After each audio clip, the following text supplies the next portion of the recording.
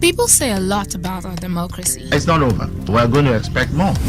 Some say what they know. Is it that we deceive ourselves or not willing to discuss our differences? Others say what they think is right. The political will to effect that law is what we are lacking. It takes 3 persons to eat 15 naira bread. I disagree with you on that. Yeah. What are you saying? Immediately the president won election, he went to Britain. He has not gone to River State. He has not gone to Benue. He has not gone to this country. Join Kingsley Welenda Wali every Saturday on this station from 11 a.m. to 12. My name is Kingsley Welenda Wali. And the program is Democracy in Action on Today 95.1 FM. But Harcourt. I believe in you. Do you believe in me? Hope you had a wonderful week with all the traffic. Well, I guess it's all for the better. You're welcome to this morning's edition of Democracy in Action. For most of our discussions, we always talked about the dividends of democracy, and it looked like we tilted more towards elections, parties, and all of that, and that is to the exclusion of the other fundamental segments of democracy, governance, and the dividends of democracy. That's why this morning we decided to make a detour, but still within the purview of our democratic needs. After all, democracy is about the people. It's for the people and it's by the people. And if you followed the political discussions outside this environment, you will get to know that there are certain issues that actually form the core of discussions in those areas. Before now, you in the days of Second Republic, you had Chief Obafemi Awolowo, you had Shagari and them all people, and they had to make specific mention of the issues that they were going to offer the people if they were voted into office. And one of the key fundamentals of the discussions then, you had the man like Awolowo tell you about free medical care, and the Unity Party of Nigeria, the MPN, then to mention issues that had to do with free medical care or some form of medical care. And today in America, I mean, the signpost of democracy in the world, at least that's what they want us to believe. You hear about Obamacare, you hear about Medicare, but in Nigeria, all you hear is election care, voters care, party PDP care, APC care. Are we all about elections, voting? What of the health of the people? We need to discuss that and all other issues relating to health this morning. It's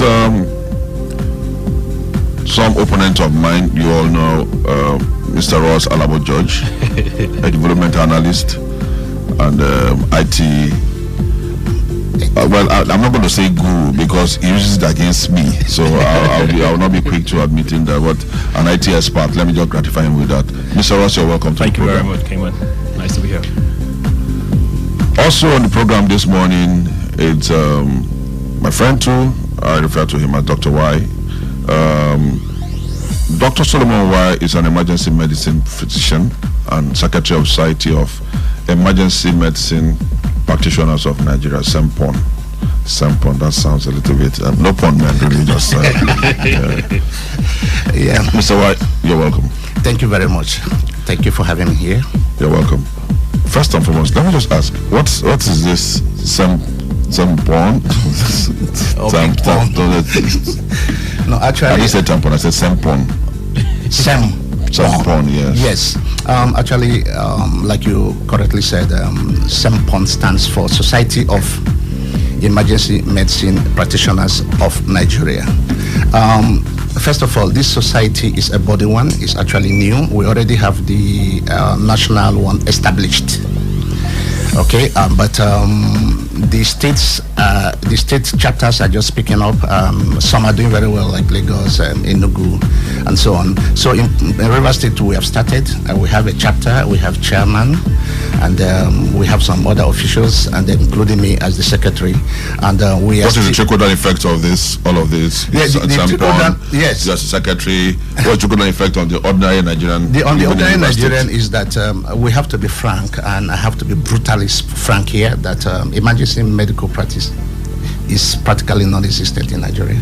Okay, if you said emergency medical practice is practically non-existent in Nigeria, does that presuppose that that is the only part of medicine, the only part of Medicare that is non-existent? Because I get the impression, I mean, off the air, Mr. Ross gossiped with me, and it was more like based on data that Nigerian medical, the Medicare in Nigeria is next to zero. I wouldn't entirely. So it's not just emergency. No, I wouldn't entirely agree to that. Okay, what would you entirely agree to? Yes, we. Let me say that our health care delivery system has not lived up to expectation. We have not actually, done well enough. But you cannot say it is absent. Like the way the emergency aspect of it is totally absent or almost absent. Can you tell us more about the Medicare? So the healthcare, or I should talk about the Medicare, the healthcare situation. Okay, I had wanted. Okay, maybe we'll come back to the emergency aspect of it. What the society is doing. You find a way to get around it. You find a way to get around it. Okay, fine. Let me just talk about what the society is all about. First of all, it comprises both medical practitioners, that is medical doctors and nurses, because you cannot talk about emergency practice, medical practice without involving the nurses. So, and we want to bring together all those who have been trained, those who have the skills in resuscitation and emergency care, to come together under one umbrella to, foster and enshrine this philosophy. The philosophy, and then the practice, the skills of modern emergency practice in the country. Because first of all, one of our objectives too is to ensure that, to advocate for the establishment of emergency medicine as a separate entity, discipline, clinical discipline itself, because other countries that exist. There's a special training you have to undergo to be called an emergency medicine physician. But unfortunately, these skills have had to be gotten in other countries. And apart from that, too, our society is registered with the International Federation of Emergency Medicine, and Nigeria is the only country that got a waiver to be registered without having residency in emergency medicine.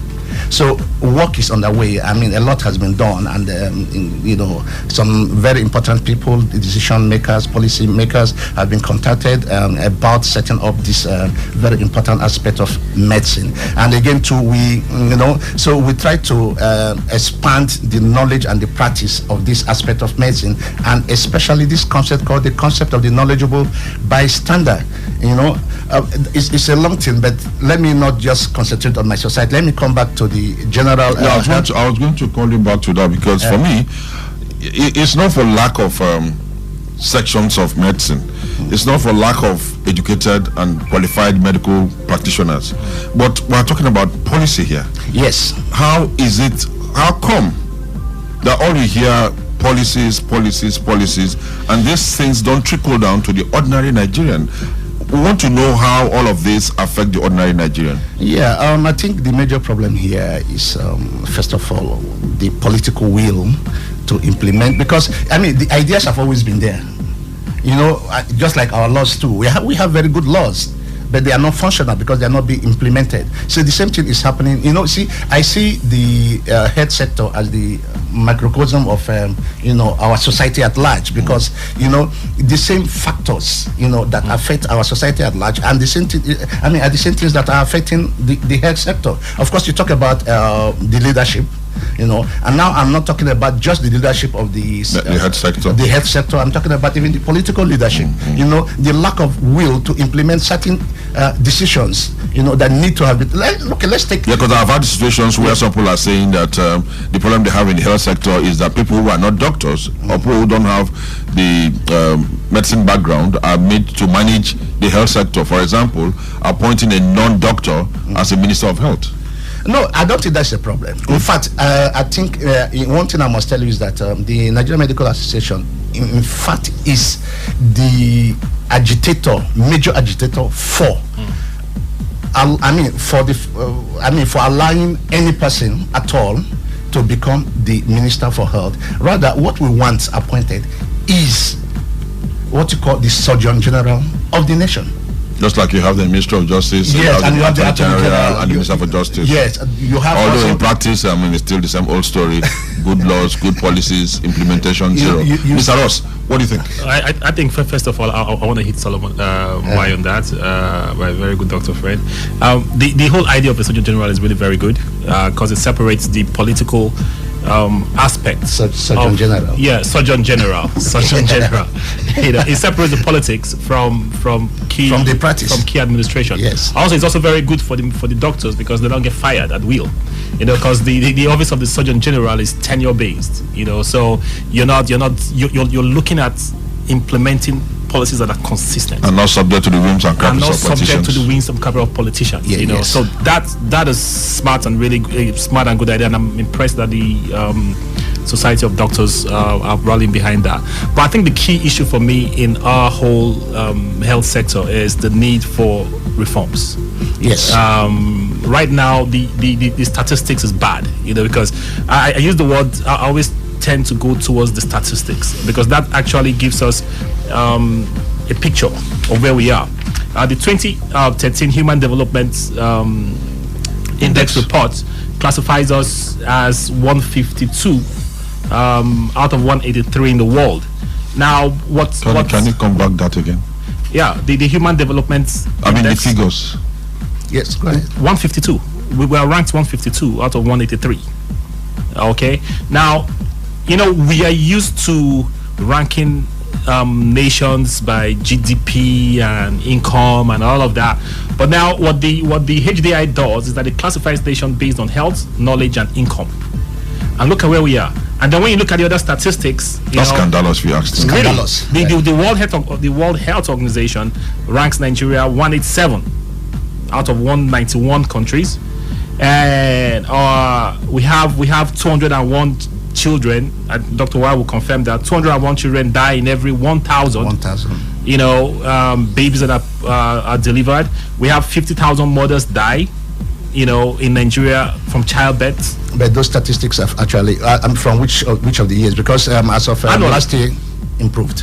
Okay, so maybe you give us, more updated statistics. And I'm also aware that there is an NGO, an international NGO that's doing a job in certain parts of the country where they're taking HIV data sets and all of that, testing people and a whole lot of that. Now the point is, when we will always rely on this, and we will always have to rely on international data, just because we do not take data collection and medical information and information in the health sector as a priority. Otherwise, we have all the instruments and the people to collect data for us. We have primary medical centers in almost all the villages and local governments in the country. We can start at that level. We have data. We have state medical facilities and institutions. They are always receiving patients. They receive more patients than the private hospital. But we have not come to a point where we rally all these people together, and I think that's something the Nigerian Medical Association should be championing, and spearheading. We need to have data. Right now you just challenged this some of the information provided by the HDI, which I think is correct, because I actually challenged one of the data sets for HIV in Rivers State, which has actually been confirmed from a new result that says the prevalence in Rivers is about 5.1, about 5.1. So I think health sector reform is key, and just like Dr. Y said, I think that there is a whole, because health is wealth, and you cannot talk about human development, and capacity development when you don't have a health society. A strong health system. I'll just give you a story. If a friend of mine who did his master's abroad came back to Nigeria, was diagnosed with cancer last year, and simply just called the NHIS in London if he was still enrolled. They told him he was still enrolled, but he needed to pay his premiums, and he went back. And he had to pay. I know you guys charge a lot for chemotherapies and all of that in Nigeria, but he paid almost nothing. So you see, these are some of the things that families. I was reading a lot. He doesn't want to come back to Nigeria. Why? He's like, man, my children, health, and that brings us to the NHIS, because Yes. I've been discussing this matters with Dr. White for a while. What's the he will tell us better on that. What's the situation of the National Health Insurance Scheme? Because I don't see how Nigerians can afford medicine and health at the rate of poverty that we have in the nation. Without So I think intervention. I think Dr. White. Dr. White, he said it all. The issues, the figures, the data he's been reading out are quite scary, and if you ask me, they're scandalous. You probably have some different figures that you want, but I think that whatever figures Those you're going to figures come are up not important. You're right. yes, whatever figures are, the issue there is that we have a national health emergency, and the politicians are not talking about it. We are not discussing it. What we are talking about is rerun, Supreme Court, APC, PDP, and all of that. National Assembly. Modu Sheriff. Yeah, Modu Sheriff. and at the same time, what this same group of politicians do is promising us all the time free healthcare.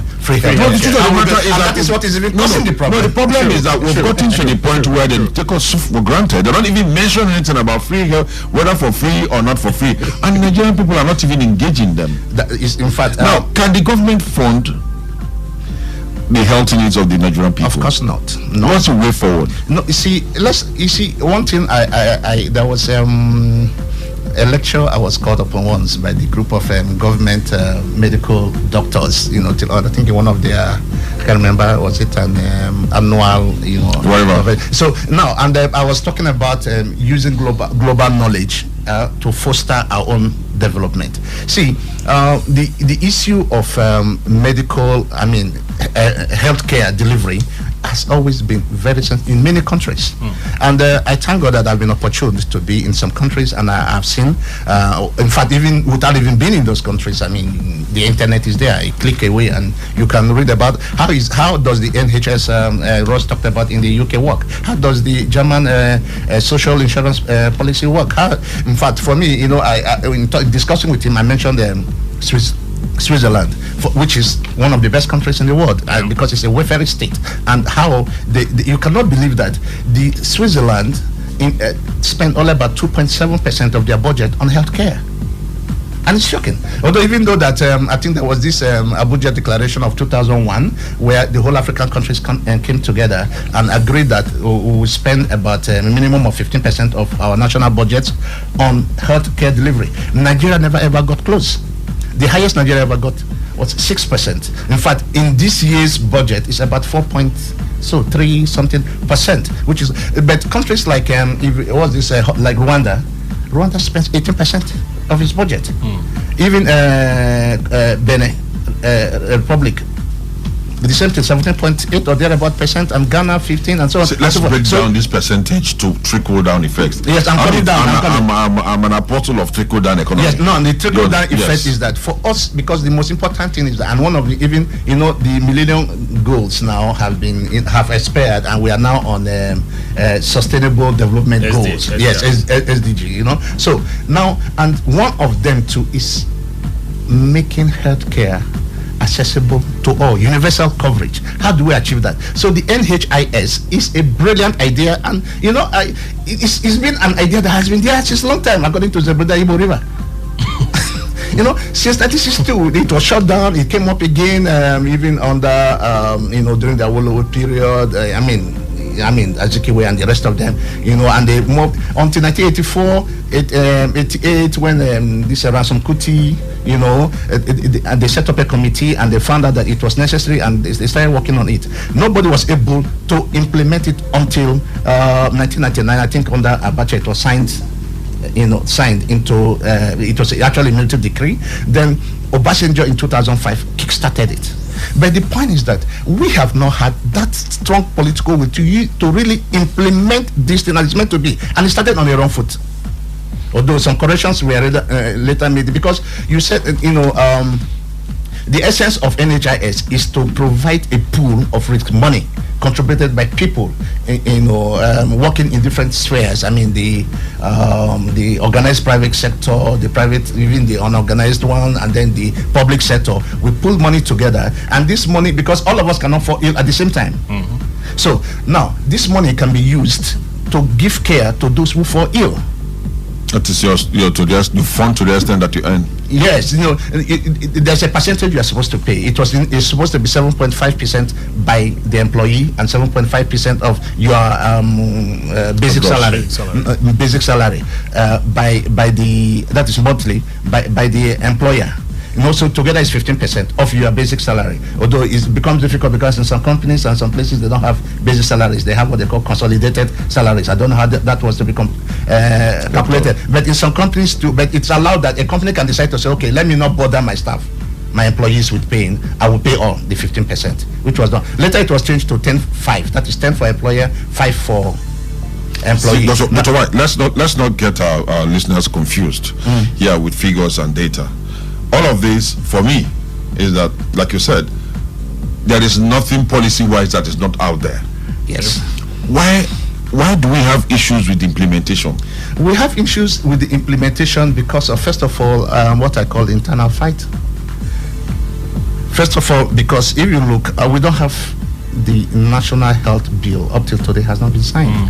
And then there have been a lot of controversies surrounding it.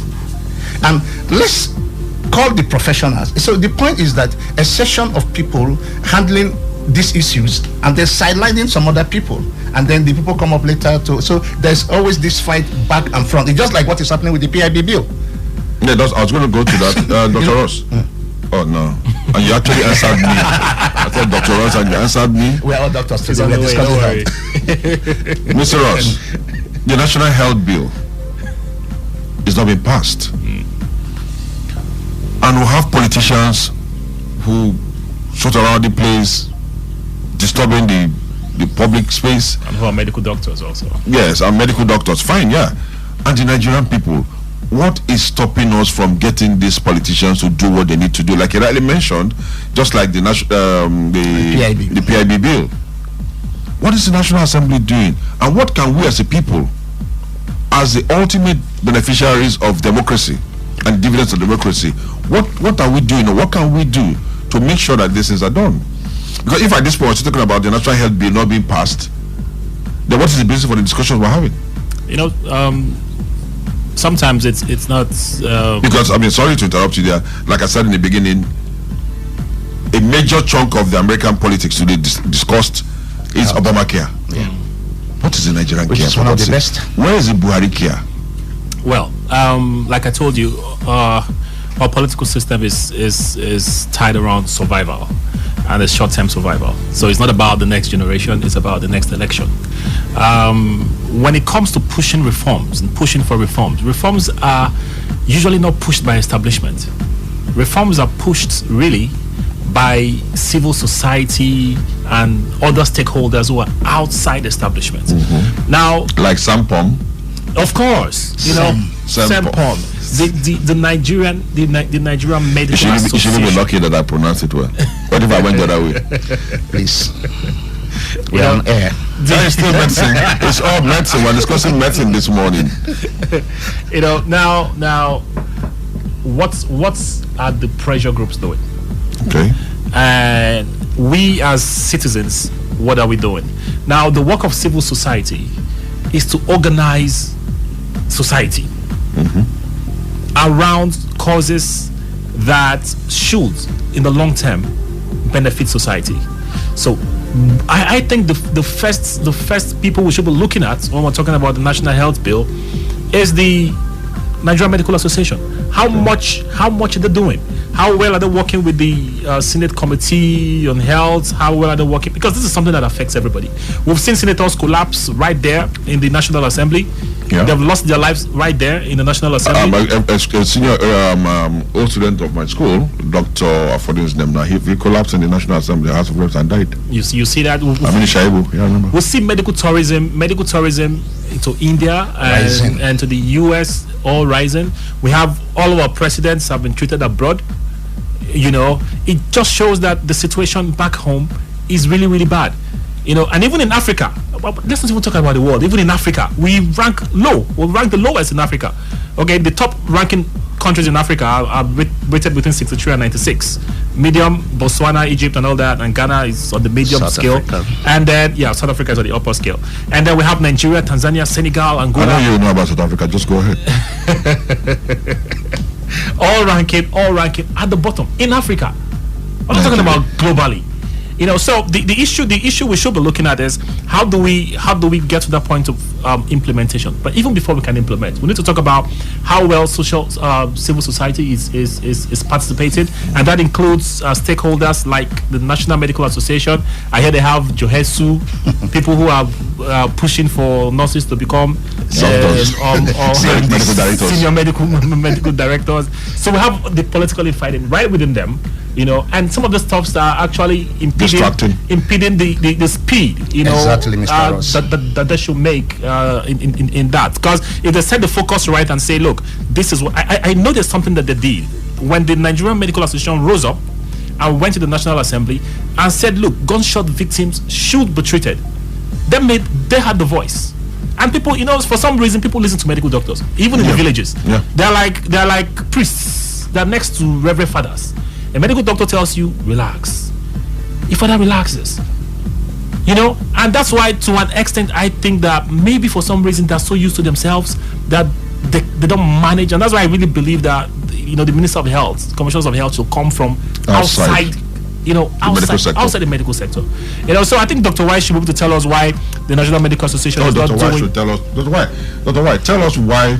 Do well enough. Yes, Dr. White, tell us why the medical from both sides. You guys take it easy on me. I'm just alone in between you now. Go ahead. No, I want you to tell us why the medical professionals are not pushing hard enough. Because, like you said, you started a fight. Gunshot victims should be treated. They should not wait for police report. Nigeria listened. Society listened. Now, why can't you use the same energy to drive for fundamental changes in the medical sector, the health sector, to put in the front burner of our discourse?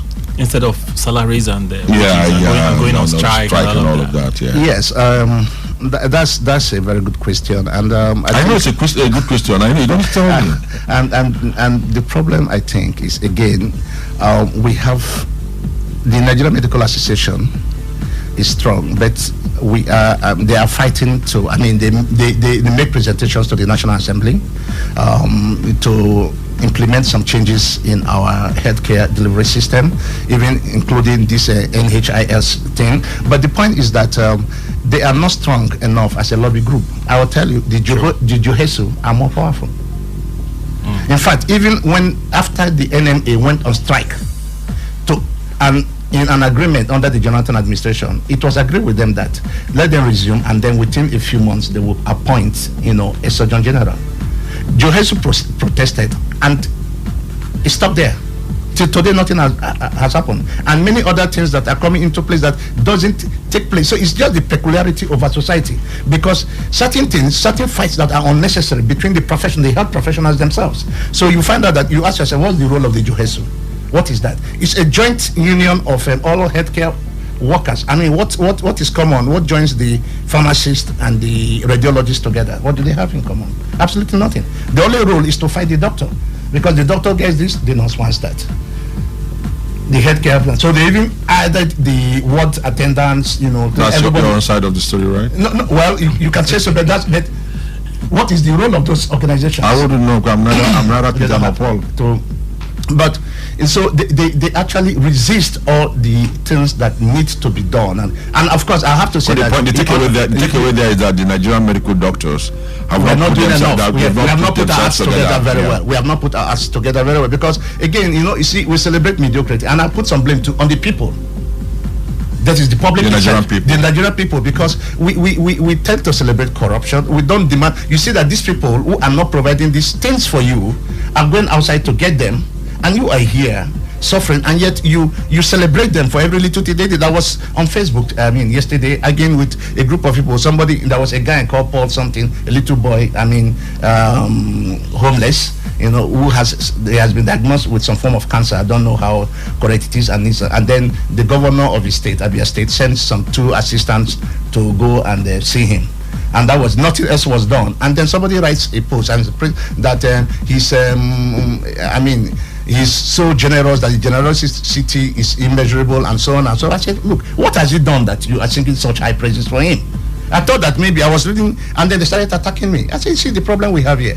I'm not saying, he said that he came is enough to stimulate multinationals to help. I said, excuse me, what are we talking about? So we have an issue here. So it is a problem that it's not only the medical doctors that should take the blame. Of course, they are the major stakeholders and should lead the whole thing. But in certain aspects, I say that they are handicapped because, again, too, of course, there is this internal wrangling between them. Who becomes. Mr. Ross, what you just said now rings a bell. It's more like we have come to accept the fact or believe that when the government does anything towards assisting medically, it's like a privilege. A privilege. But I mean, it's funny. I don't accept because that. We should demand more. Or government, somebody is ill, you now see people make appeal, please come and assist, come and help. If the government is not in a position to deliver health care for that poor cancer victim, who should? Well, the truth of the matter is that that's a symptom of institutional failure.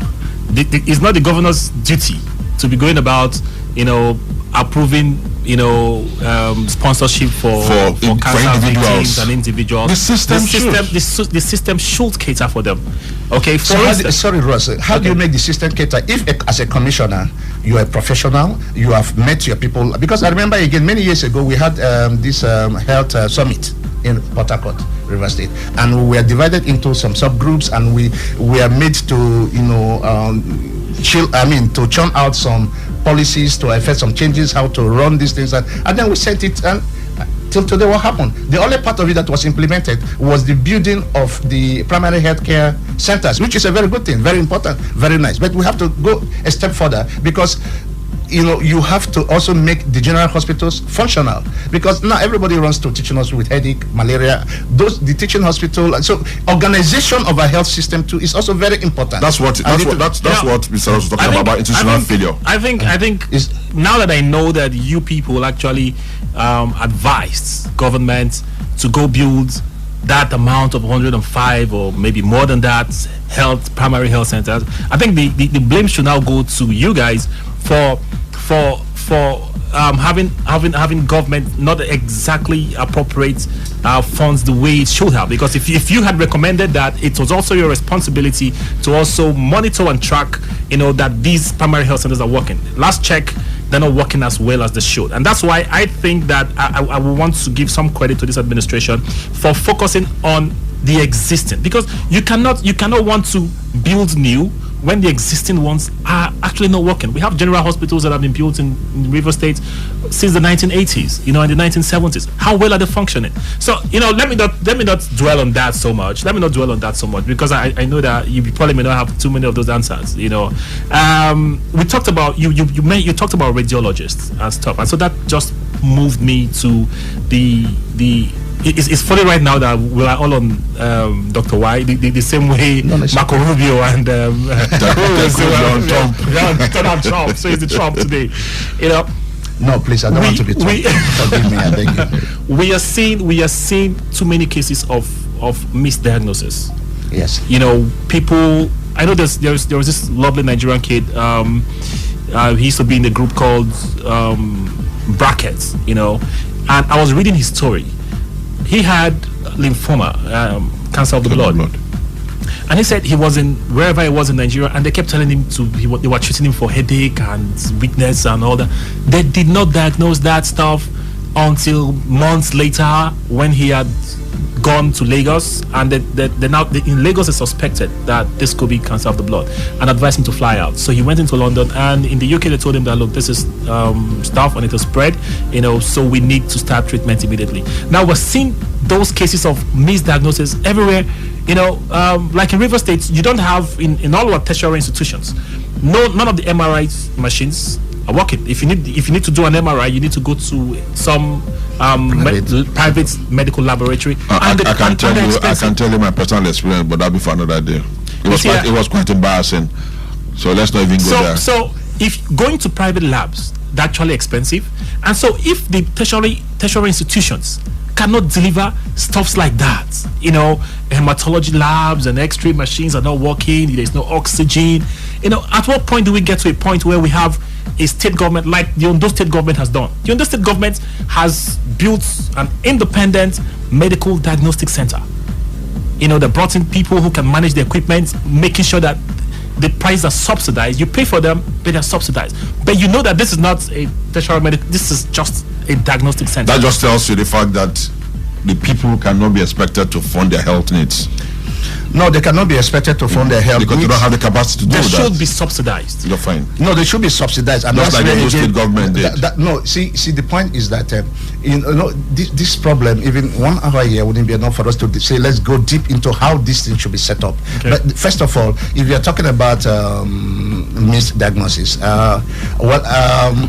in our setting, yes, it could be, but it is because everyone is hungry. There is no regulation on who goes into this practice. We don't even know the standards of most of these, even hospitals, diagnostic centers that are all over the places of rendering services. Nobody's checking them, nobody's controlling them. So they do whatever they do. I saw a lady, I had gone out to buy banana in a market, and I saw somebody just testing somebody's blood pressure and giving money. You went to buy banana. What kind of banana?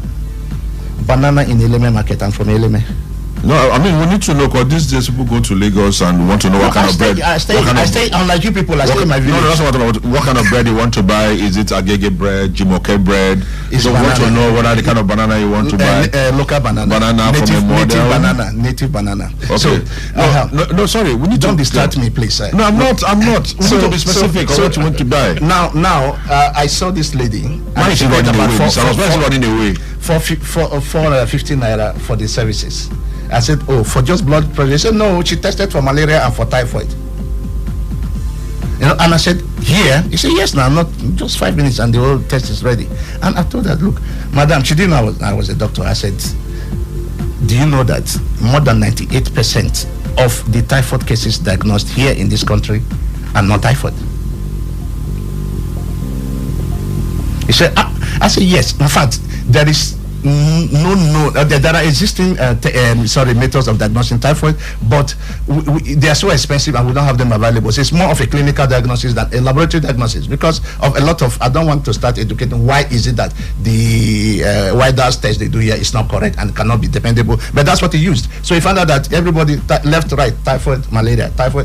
Most of them don't have it. So that boils down to one thing. So it's poor organization of. But that boils down to one thing: national health policy. That's what we need. The program is Democracy in Action. This morning I have with me Dr. Solomon Y, an emergency medicine practitioner, and Mr. Ross, who are discussing the linkage between our health needs and the rights that will demand from government to be able to provide health facilities for us. And why is the government not doing much? Why do you have people discussing politics, health issues and health related issues dictate to a large extent how people take political decisions? But here in Nigeria, I mean, nobody really cares about health issues. Well, politics is voting, elections, and all of politicians and parties and all of that. When are we going to get to the point when people will start making the right decisions based on answers given to the right questions? So you can join the discussion this morning by calling 0815-595-1951, 0815-595-1951, 0817-00000951, 0817-00000951, 0810-9510-951, 0810-9510-951, or send a text message to 0701-933-9962, 0701-933-9962. WhatsApp too. So feel very free to be part of discussion. Dr. Ross. You started again. Okay, enjoy it today. Enjoy it today. I wanna be a nurse. Oh, really? Yeah. That's to say, okay, we have a caller there. Hello? Not again today. We lost that person. Mr. Ross. Yes. What do we do? What do we need to do as a people to drive the health reform discussion? Okay, well, I've used the, Dr. White mentioned stewardship. I tell you this, one of the biggest challenges that we have in consultancy is trying to get the user needs. Okay, there's something we call requirements engineering. It is usually clients find it difficult to sketch out exactly what their needs are. Now, the same way the clients in the democracy are the people. The people need an interface that will organize them and engineer their requirements and present these requirements to people who lead them. And that's why in America you have what they call organizers. Okay, the work of organizers, the people that play that role in Nigeria should be the civil societies, because that's the equivalent in Nigeria. Civil societies should rally communities, see what the needs are, because really the community leaders have become politicians, so they cannot effectively handle that. So we need civil society groups and community groups, community development committees, and all of. Unfortunately, these groups have become political organizations. These are organizations that should organize communities and show exactly what the people want. Now, how do we now measure? That's the other problem that we have. You hear governors tell you that they've built 105 medical centers, they've equipped, tertiary institutions, they've built labs and all of that, they've employed medical doctors, they've bought cars for medical doctors. How do we measure outputs? How do we measure medical progress? Do we have any statistics on infant mortality in the states, or do we wait for the federal ministry to give it to us? How do we measure, morbidity or maternal mortality? There are a whole lot of words they call the stuffs. But we also know that there's a nexus with poverty. The poorer a community is, the sicker it becomes, and the sicker it is, and the less able they're able to cater for their health and all of that. So it's a wider stretch. We need to look at the role of everybody, the stakeholders, community, and government, and the role of civil societies. What civil societies do is also very, very important in this matter. Civil societies also includes now the branches of the Nigerian Medical Associations. We should be the affiliates and the affiliates, like the emergency. The SAMPOM. Yes, SAMPOM. Okay, see, and we are running out of time, but I must make something entirely very clear. Yeah, and it's something I had said about when the universities, the lecturers were going on strike incessantly. We have the same problem too in the health sector. And I believe that government should have little or no role to play in this. And in most countries, that's what happens. You see, the government can only be a regulating body, create the conducive atmosphere for these hospitals to thrive. Because, see, what I believe in is that health is not free. It can be free. No government has ever done that and succeeded, because the weight will pull it down. But those who are earning well, who are well positioned, should be able to take care of the vulnerable and the poor.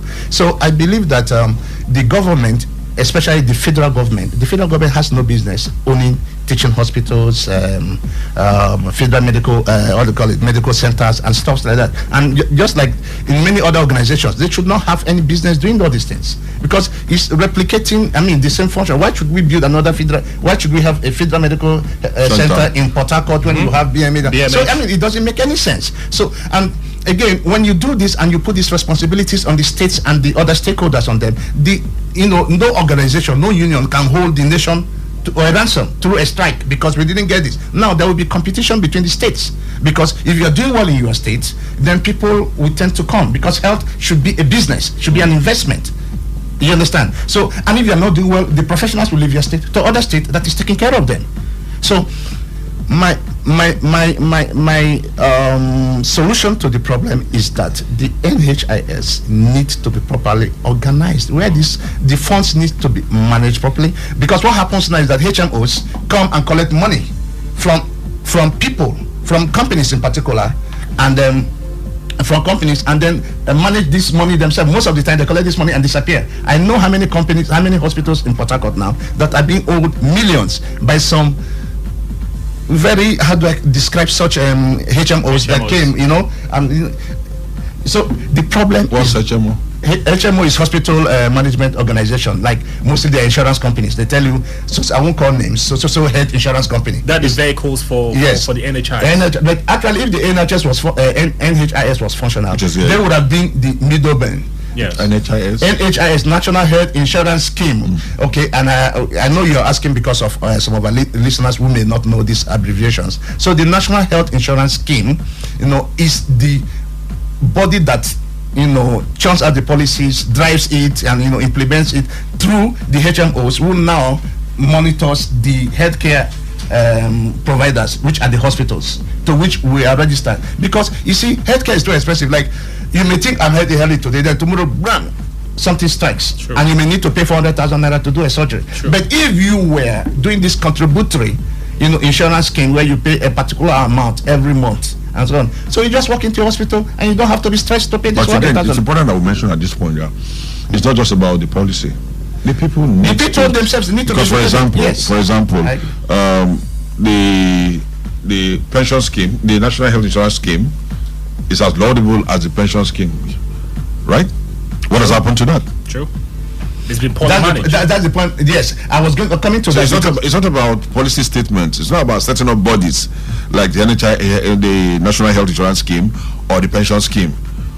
What about the role of the government in making sure that this is not just mere political statements? There's something that people need to drive, even the health sector workers, to make sure that these things are not just one of those fanciful words that would bandy around. That's where the political will comes in. That's where the political will comes in. The political will of the politicians or of the health practitioners themselves? See, both. Because the government has to ensure that these things are working, and if anybody dares tampers, like we had this institution where we have this social insurance trust fund, where a lady was said to have one of the directors last year contributed 700 million to a particular party's political. Actually called up the social insurance fraud fund. So these funds should not be easily available to these people to tamper with, just like somebody tampered with the pension fund too, running into trillion. The laws that we have in the country have to function. We have to implement them. There must be crimes and there must be punishment. And the laws too around these things, we have to actually do something about our laws to be able to punish these people and check these things. Mr. Ross. Yes. What will you do to make sure we don't go the route of pension scheme? Because laudable as it may be, the National Health Insurance Scheme, because of the nature of ill health, you probably might be healthy this morning, and then by evening you're down. You didn't save for that. You understand? Something is in place to make sure that emergency period, that window, is giving you for you to be able to get medical attention without going to borrow money, and before you get to where you get security for the funds you're looking for, you're dead. I think that in as much as our medical system has not done as much as we expect, we have seen in the public health areas, areas like, immunization, polio eradication, where we have worked with development partners. Because development partners demand results. They set targets, they place targets, measured, tangible targets. Okay? And because they are conceived as programs, are monitored by international development organizations who back them up with strategic, information and tools and resources. They achieve results in these things. Look at in polio. Under President Jonathan, we saw the eradication of polio in Nigeria. I know many people won't give him credit for that, but that is big. Now if we have that kind of seriousness in our clinical, medical delivery, I know we will see results. The problem in Nigeria is that we don't even know where we're heading to. We don't set targets for ourselves. We don't have policies in place that will show us when we're doing well. Nobody's spearheading, nobody's executing, and so it becomes a problem. Now to answer your question, I think that, like Dr. Wire said, there are a whole lot of issues, about the border around reforms and political will, from the side of government and the will of those, the key players and stakeholders in the system, which are the health professionals. He told me about something. The doctors have a whole lot of role to play in this stuff, because they too, are involved in this fraud. If we look at it that way. Yeah. He told me about the system in India. Dr. White told me about that. Dr. White said that in India, your medical file as a patient, you hold it. It's with you. And when you go to the clinic, you go with your file. he talked about something that was very significant also. He said that there are sicknesses that you cannot be admitted for in certain countries. That they have a template for that in certain countries. But in Nigeria, you discover that you go to a clinic, the first thing the doctor tells you is they root out the file and tell you to put you on bed. They want to charge you bed fees and stuff like that. Yes. So there are a whole lot of avoidable deaths in this country that, for some reason, we're not just getting it right. So I think everything centers around reform. Reform. I think that Nigeria is big enough. If we put in the right people in the right place and we have the political will, rally around the stakeholders, I think that we will have results. But most important, we need to set targets for ourselves. Yeah, and the role of pressure groups, like you rightly said, because these groups have to assist the healthcare professionals, to achieve these things. We have to demand, even from the healthcare professionals themselves, as much as we demand from our government. Because, it's enough is enough. People should stop playing with the health of the people.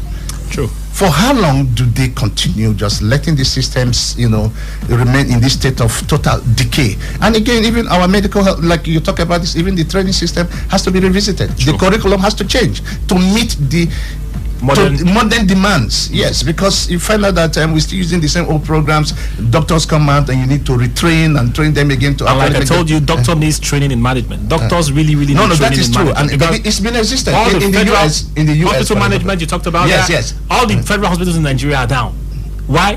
They have CMDs who are medical doctors. But the private hospitals are doing very well. The private hospitals are doing well because a lot of private hospitals are funded by businessmen. So you see, so also we need hospitals to be run like businesses. And government subsidize it. That's the only way it's going to work. A text message here from Timipa. It says free medicals will be wonderful in Nigeria. Don't know if we can get there soon because healthcare is like a basic human right. We should all have access to it. Thank you. But free medical care is also possible if we tax for it. Okay, we're doing taxation for. Bless you. Yeah, we're doing taxation for petroleum tax, education tax. If you go to the pump, petroleum pump, and then you buy fuel, there's a certain amount of that fuel that you buy that goes to education, and stuff like that. So why can't we do that for health? Yes, it's possible. Why can't we deduct for health? It's possible because that is exactly the system that is being used in the UK. The NHS is about taxation. Because the money, the government runs it, it appropriates it, and so every indigene of the UK must pay. Apart from paying, is covered from that because those who pay are the taxable adults. Okay, so even though you are a permanent resident, you get the insurance. You are covered, just like your friend you were talking about. That's why he was able to benefit because of these taxations that are used to the benefit of the people. But here, if such taxes are paid, people won't even pay it comfortably because they are afraid that they will not be used for what they are intended for. The main reason why people don't even pay tax in the first place. So we have just a total rejig of our mentality. But should people decide whether they want to pay tax or not? No, that's the problem. The government has to force people to pay tax because we are catching about maybe 8% or so of taxable adults. Sure. And this country can make a lot of money. South Africa alone makes over 10 trillion naira equivalent from taxation alone. I'm not talking about their mineral resources and other areas. We here in Nigeria, what do we do? The tax bracket is. We just sit down and wait for money. So we don't even need to increase our taxes. We don't even need to think up new new taxes. The taxes that we have in place are enough, but we have to implement them, make sure that they are paid. And of course, when they are paid, they should be used to deliver services to the people. We need like health services. Health services, yes. Exactly. And of course, in the medical practitioner, among the medical practitioners, there should be checks and balances because we need to deal with most of our colleagues that ain't doing their own thing because we have a lot of quacks. Imagine somebody working in the Federal Ministry of Health as a medical doctor. Somebody did not even enter the 4 walls of the university for over 9 years. Maybe got it from experience. How do we track these things? How do we track that? Takes us to the point of data. Exactly. The role of data, very important in the revolution, and the role of data, and what? The availability of that data. The availability of that data, because for us to be able to move from one point to the other, we must apply the principle of the Jesus principle of sit down and be counted, which is order. Now I want to add something, and the only way we can move to that is when we do this in an orderly form, we've heard people bandy figures like the BVN, the INEC registration voters, and all of ID those card. national ID card, and you ask, who are the people who have been captured by that, by those whatever? But so it's important that we sit down and look for a way of getting our data right. That I think should constitute the part 2 of this program. And Mr. Dr. Sina, I'm going to call him Mr. Solomon. Mr. Solomon, he is Doctor. No, that's nice. Dr. Y, yes, sir. it was nice having you on this program, and I'm hopeful that you'll be available for the part 2 of this medical discussion on My our pleasure. democracy in My action. pleasure. Mr. Ross, Yes, sir. as usual, thank you for being here. Sure. And for you out there who listened, I hope that you're taking away something from this discussion, that you are an important factor in all of this, both the discussion and the demand. Have a wonderful weekend. God bless. Bye-bye. My name is Kingsley Wenendawali. Bye-bye.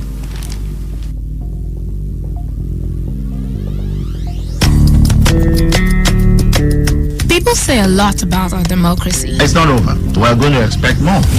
Some say what they know, Is it that we deceive ourselves or not willing to discuss our differences? others say what they think is right. The political will to effect that law is what we are It lacking. takes 3 persons to eat 15 naira bread. I disagree with you on that. Yeah. What are you saying? Immediately the president won election, he went to Britain. He has not gone to River State. He has not gone to Benue. He has not gone to this country. Join Kingsley Welenda Wali every Saturday on this station from 11 a.m. to 12. My name is Kingsley Wenendawali. And the program is Democracy in Action on Today 95.1 FM. But Harcourt. I believe in you. Do you believe in me?